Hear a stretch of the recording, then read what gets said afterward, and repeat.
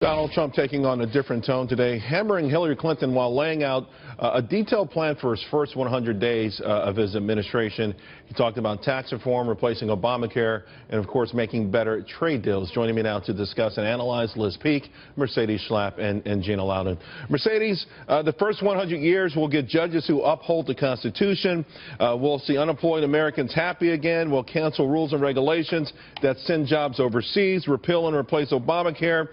And, of course, there's tax reform that will lower taxes for everyone.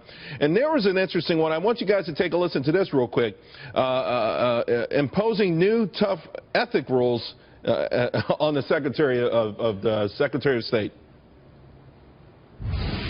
We're going to impose tough new ethics rules to restore dignity to the office of the Secretary of State.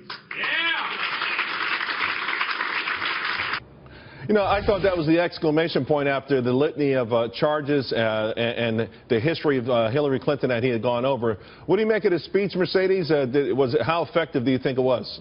Oh, I think the speech was incredibly effective. In fact, Slate.com, which is a liberal news organization, came out and said that Donald Trump's speech was terrifyingly effective against Hillary Clinton, primarily because I think that the Republicans for a long time have been looking for a leader to come out and really talk about the litany of scandals and really be able to define Hillary Clinton in such a way that when people look at her, they think of her in a negative light, in the fact that she has been involved in scandal after scandal, whether it's the email server, where it's the Clinton Foundation, where she says one thing in her speeches about women's rights and gay rights, but then you see her involvement with Saudi Arabia receiving money for the Clinton Foundation's countries who obviously have atrocious records on women's rights and gay rights.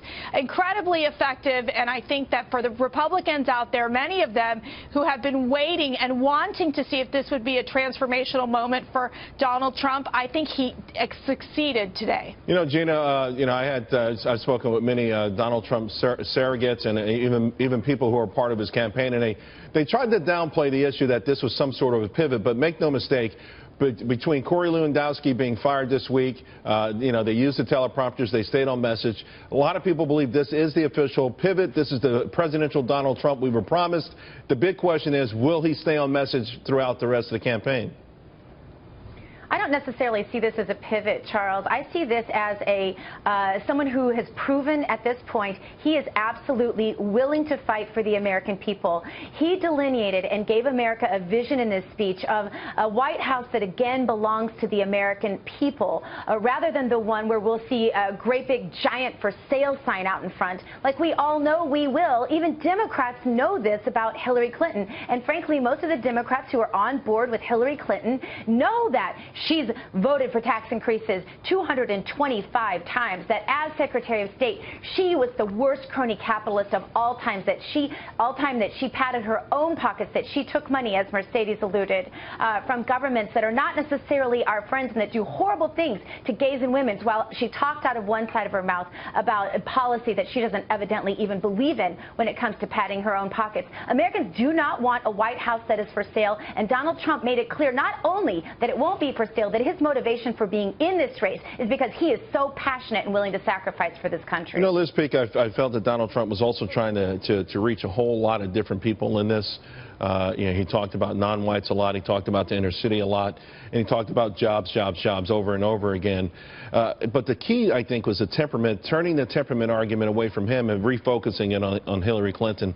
Is that the right strategy as he sounds more presidential to, again, start talking about her recklessness, borrowing lines from Bernie Sanders? Because I thought he did that very effectively today. I thought he did, too. But I also wanted to say I think it's great that he starts talking about the economy. That is where he outpolls Hillary Clinton. People really, that's why Bernie Sanders went so far in this campaign. People are tired of not seeing their wages go up. They're not seeing better job opportunities, etc. I thought several things really were important to talk about. Yes, it's important to go after Hillary Clinton, but let's talk about jobs. Let's talk about trade. Let's talk about Supreme Court, folks. We are going to, if Hillary Clinton is elected president, we could end up with a 7-2 liberal bias on the Supreme Court 4 years from now.